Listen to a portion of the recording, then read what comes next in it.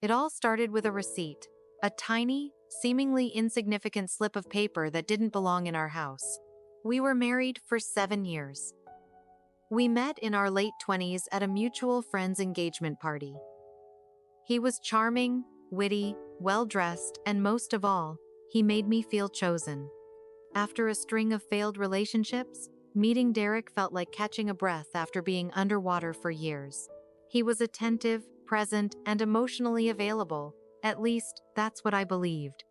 We moved in together within 6 months, married a year later. Everyone said we were perfect together. I believed them. I wanted to believe them. We bought a house in the suburbs, adopted a dog, and talked about having kids someday. Derek worked in IT consulting. I worked from home as a freelance editor. It wasn't glamorous, but it was comfortable, safe, secure. Until the receipt.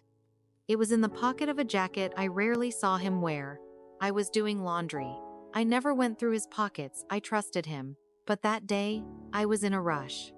It was for a restaurant downtown I'd never heard of. From the week before.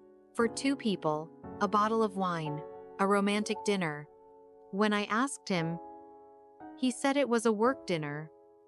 A client. He even pulled up an email proof, he said. I let it go.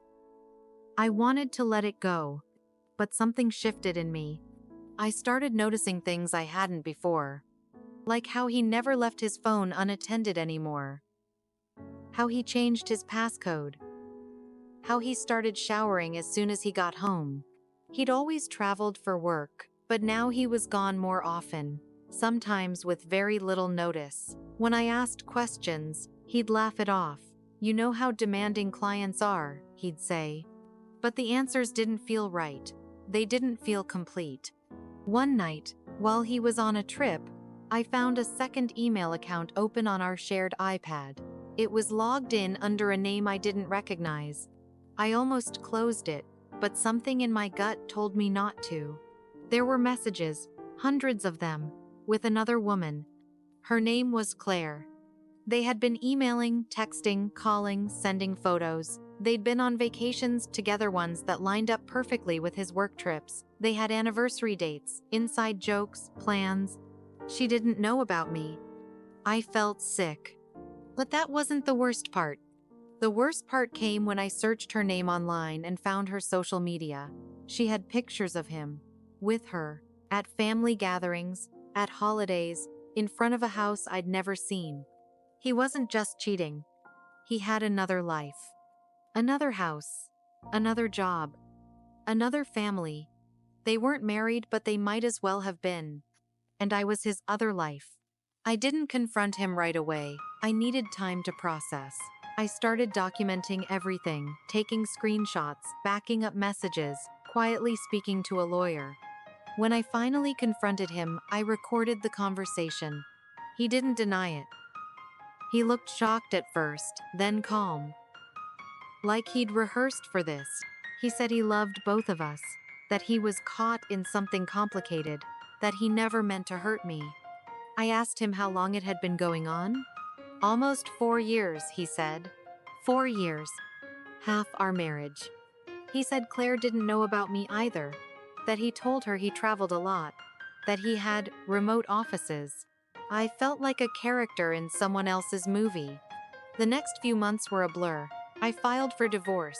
He begged me not to go public, not to tell Claire, but I did. I sent her everything. At first, she thought I was lying. She blocked me. But a week later, she emailed back. She had confronted him, and he confessed. She left him too. In the end, he lost both of us, and I was left with a house full of memories that felt fake, a wedding album I couldn't bear to look at, and a version of myself that didn't know what was real anymore. But I also found something I didn't expect: strength. Through therapy, journaling, and the support of close friends, I rebuilt my life. I changed jobs, moved cities, I even adopted a second dog. And I started sharing my story not out of revenge, but as a reminder that sometimes betrayal isn't loud. Sometimes it's hidden in the cracks of daily routine. behind well-rehearsed smiles, inside the quiet spaces we don't question.